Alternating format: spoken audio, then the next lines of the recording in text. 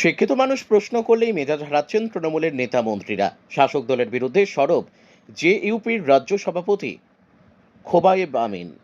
শিক্ষিত মানুষ যখনই প্রশ্ন করেছেন তখনই মেজাজ হারাচ্ছেন তৃণমূলের নেতা মন্ত্রীরা।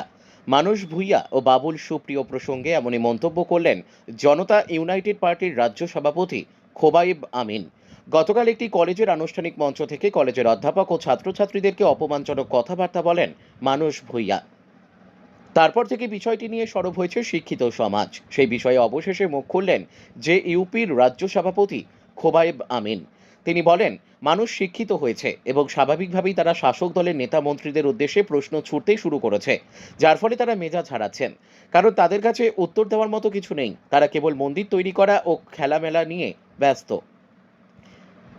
মানুষের সার্বিক উন্নয়ন নিয়ে তারা চিন্তিত নন। তার ফলে তারা মানুষের প্রশ্নের উত্তর দিতে না পেরেই মেজাজ হারাচ্ছেন। অপরদিকে একটি বেসরকারি নিউজ চ্যানেলের সাংবাদিককে তার কাজে বাধা দেওয়ার অভিযোগ ওঠে তৃণমূলের নবনিযুক্ত রাজ্যসভা সাংসদ বাবুল সুপ্রিয়র বিরুদ্ধে। সে বিষয়ে খোবায়েব আমিন স্পষ্টতই জানান, রাজ্যের গণতন্ত্র শেষ হয়ে গিয়েছে, তাই সংবাদ মাধ্যমের ওপর এরকম ধরনের ঘটনা ঘটছে। সব বেশ কিছুদিন আগে বিধাননগরেও এক সাংবাদিককে মারধর করতে যান সব্যসাচী দত্ত। এ রাজ্যে পুলিশ প্রশাসন ও তৃণমূল নেতা মন্ত্রীরা এক হয়েছে। তারা কখনোই চায় না সাংবাদিকরা তাদের সঠিক কাজটা সঠিকভাবে করুক।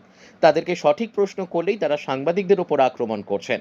অপরদিকে প্রাক্তন পুলিশ কর্তা রাজীব কুমারের তৃণমূলের তরফে রাজ্যসভার সাংসদ হওয়া প্রসঙ্গে তিনি বলেন, কাটমানি, গুন্ডারাজ ও অযথা মানুষকে হেনস্থা করার জন্য কেস দেওয়ার মতো একাধিক চক্রান্ত যারা করে এসেছেন দীর্ঘদিন ধরে, তাদেরকে মমতা বন্দ্যোপাধ্যায় সেফ সাইডে রাখার জন্য ও তাদের প্রশ্রয় দেওয়ার জন্য তাদেরকে পদ দিয়ে নিজের কোলের কাছে রেখে দিচ্ছেন। বসিরহাট থেকে প্রদীপ সরকারের রিপোর্ট, বিগ নিউজ বাংলা।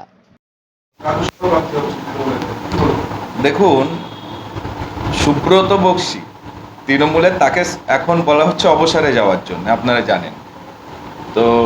তিনি দীর্ঘদিন যে রাজনীতি করেছে, রাজীব কুমার আসলো হঠাৎ রাজনীতিতে এবং তানাকে রাজ্যসভায় পাঠাতে হচ্ছে কেন?